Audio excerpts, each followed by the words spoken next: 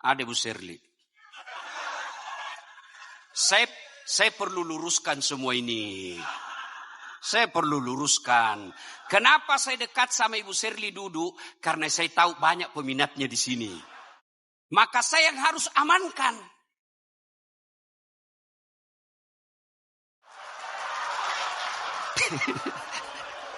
Bapak Ibu saudara-saudara. Sebenarnya saya dekat duduk sama Supriyansa. Tapi saya bilang, ndak aman Ibu Serli kalau ndak didekati ulama. Bapak saudara-saudara sekalian. Nah, hati-hati melaksanakan jabatan. Umar bin Khattab malam hari menangis. Ditanya sama istrinya, mau ke Amirul Mukminin, Pak Presiden, kenapa kau menangis? Dia bilang, ada kemarin itu, onta terpeleset. Jatuh kasihan karena jelei jalan. Saya tidak tahu apa ku jawabkan nanti di hari akhirat. Onta jatuh karena jelek jalan. Umar bin Khattab malamnya bingung apa jawaban di hadapan Allah. Dengar Ki Pak Bupati? Dengar semua Ki? Kalau ada jelek jalan na terpelesek wargae, masih sakit tu mati tanai? Pak Bupati ada jawabannya. Nah bilang sudah ku kasih anggaran, DPR tidak setuju. Pernah kita dengar ceritanya anggota DPR di akhirat. Kan masuk surga ini penghafal Quran. Begitu masuk surga penghafal Quran, dilihat kenapa banyak anggota dewan dalam surga. Nah banyak anggota dewan di penjara. Dia protes sama malaikat. Malaikat, kenapa banyak di surga ini anggota dewan? Dia bilang malaikat, dia mau ku ribut. Reses jitu.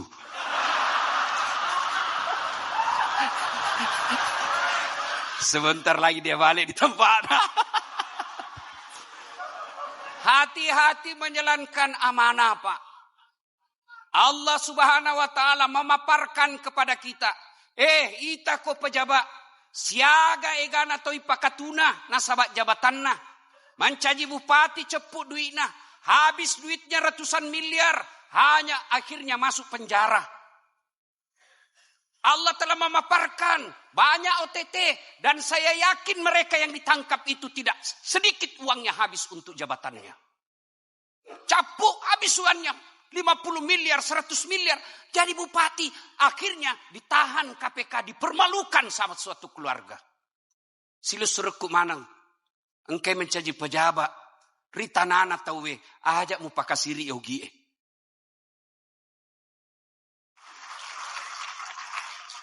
Jangan mempermalukan orang Bugis. Lebih baik uang kita habis untuk rakyat daripada habis harga diri kita ambil uang rakyat. Yero yasa ngogi pas sompet siri na pace. Masiri kok. Kau capuk duimu mencaji pejabat penjara kok. 60 miliar habis 100 miliar. Oh, Pak Menteri, kalau saya ada uangku 100 miliar, Pak, saya kawin lagi. Saya sogo mama necek 20 miliar goyam yo takna. Ini 20 miliar tabung mako. Saya mau kawin lagi, nak bilang kawin mako lagi.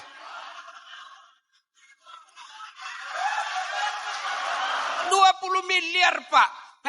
Masih ada 80 miliar. 10 miliar saya pakai pergi bulan madu. Keliling Eropa masih ada 70 miliar Pak. Saya bangun sekolah 20 miliar, bagus mintu. Saya bangun masjid 20 miliar, bagus sudah itu Pak. Sisanya modal kerja duduk-duduk saja masuk rekening. Maka keliru kalian yang diangkat jadi pejabat. Lalu jabatanmu memasukkan kamu masuk neraka. Adakah orang yang lebih bodoh dari itu? Maka wajar ketika Allah berfirman, sungguh manusia bodoh lagi menganiaya dirinya. 2. Hati-hati menggunakan lisan. Hati-hati menggunakan lisan. Ugi emak kadai pakesingi ampe-ampemu. Tidak ada orang hina karena tutur katanya lembut. Dan tidak ada orang mulia karena kasar ngomongnya. Umar bin Khattab keras Pak. Bahkan jin sekalipun, iblis sekalipun takut ketemu dengan Umar bin Khattab. tapi tidak ada pernah kita dengar Umar kasar ngomong. Tegas tidak berarti kasar dan kurang ajar. Mahasiswa saya, Pak, saya kasih konsekuensi. Kalau dia terlambat, kesepakatan jam 10 masuk. Terlambat 10 menit tidak boleh masuk. Dia datang, Assalamualaikum Ustaz. Waalaikumsalam. Aduh, jam berapa mestinya masuk, Dek? Jam 10 Ustaz. Jam berapa Mini, Dek? 10 lewat 10. Di luar makin saja dulu, Dik. Nanti baru kita ketemu lagi. Enak perasaannya. Kenapa? Saya menerapkan aturan tidak mesti kasar. Coba kalau saya kasar, bodoh memang kau. Keluar kau. Begitu keluar, nak kasih kempes bawa mobilku. Pakesinya di Adamu. Rasulullah, tuan-tuan, saya perlu luruskan lagi ini. Pelajaran yang sangat berharga dari Rasulullah. Ketika beliau hijrah dari Mekah ke Madinah, kemudian mau memperbaiki struktur masyarakat di Madinah, ada 5 perintah Rasulullah yang menjadi perintah harian pada saat itu. Satu di antaranya, ahsin kalamaka, haluskan tutur katamu. Zaman medsos, Pak, hati-hati bertutur. Banyak orang jadi hina gara-gara mulutnya.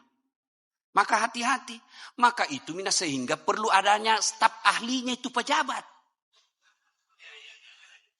Itu penting ada staf. Karena di kode habis waktu.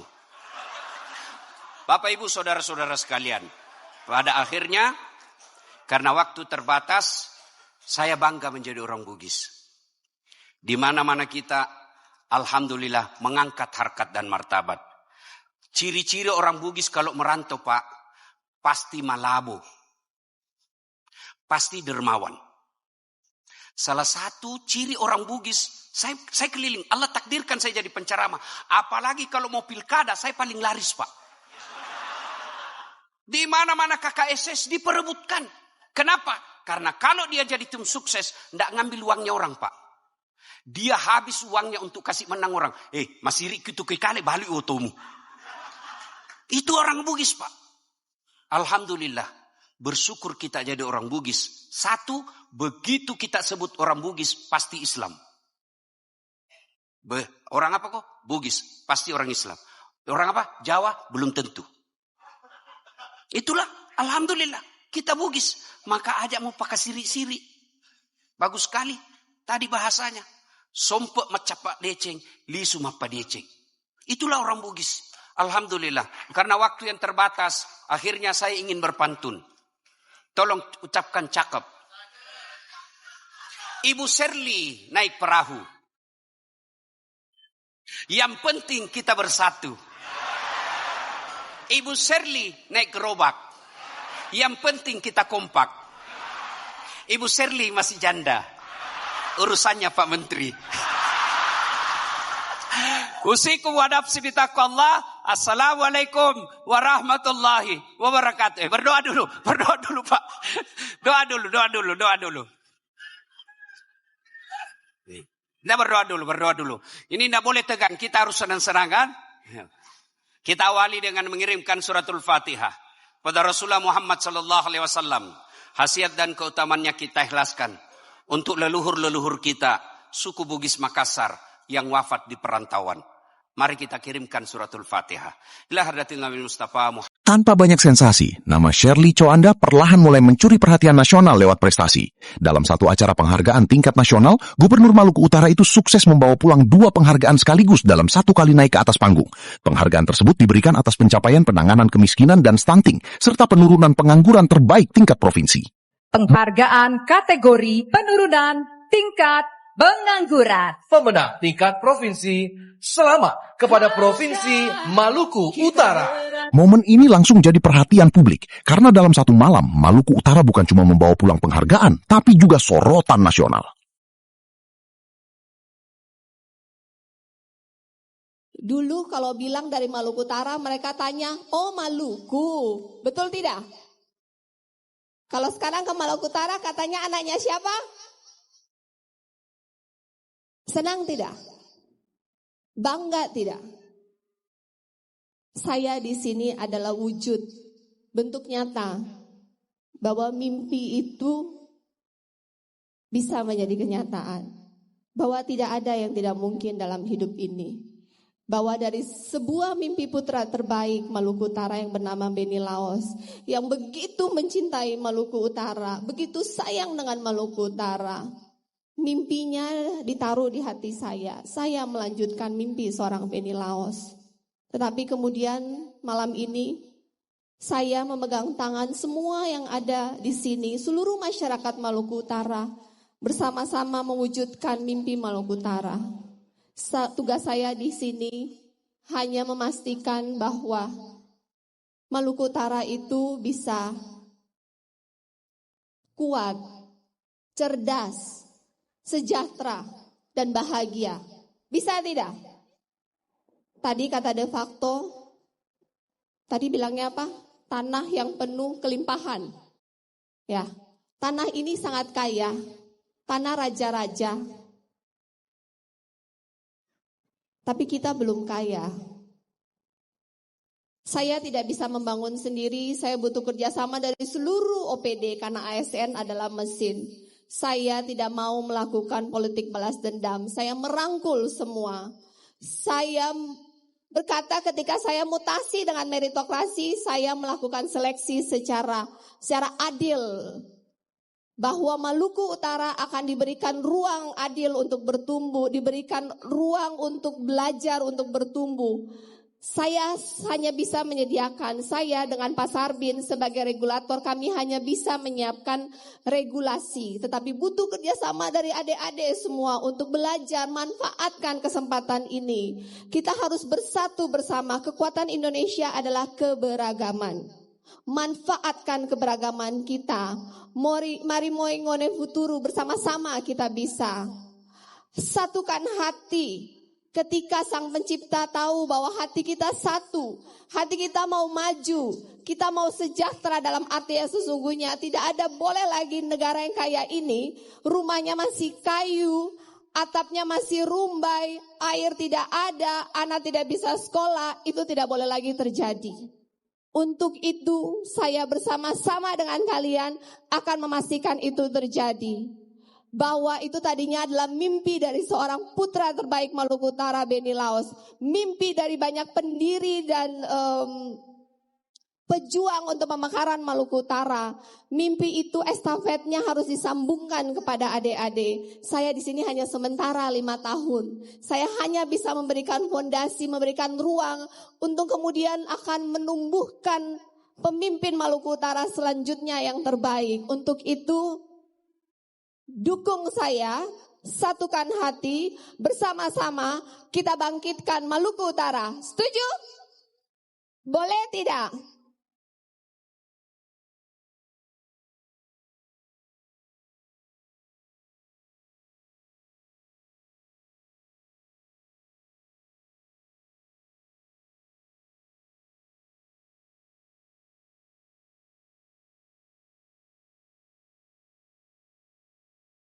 Mulai malam ini akan menjadi awal untuk Sovivi yang lebih maju, lebih rame. Perayaan ulang tahun ini saya mau menunjukkan, mengajarkan bahwa bukan hanya sekedar perayaan formalitas. Tetapi ekonomi bertumbuh, UMKM jalan, ada perputaran uang, ada ruang bagi para pelaku industri kreatif.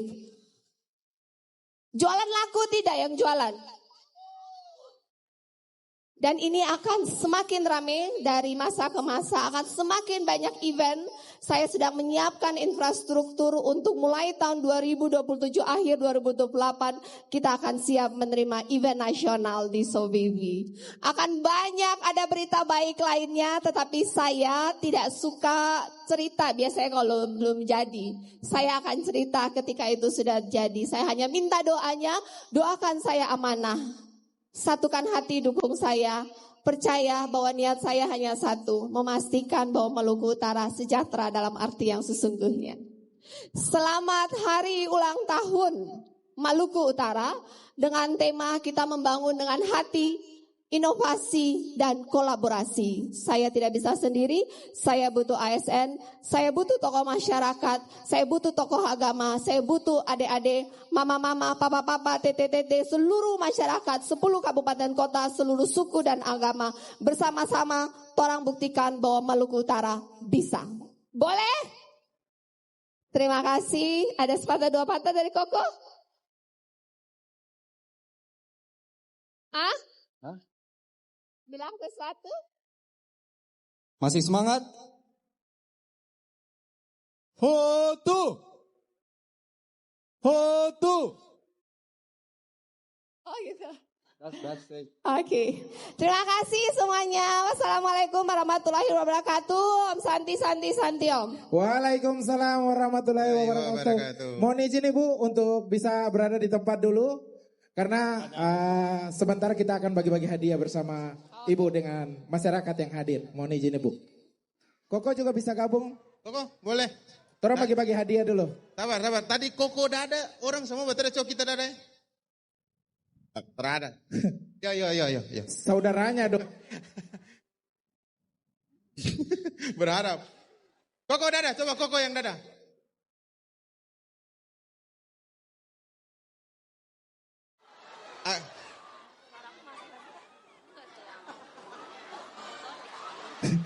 Cuma dada loh.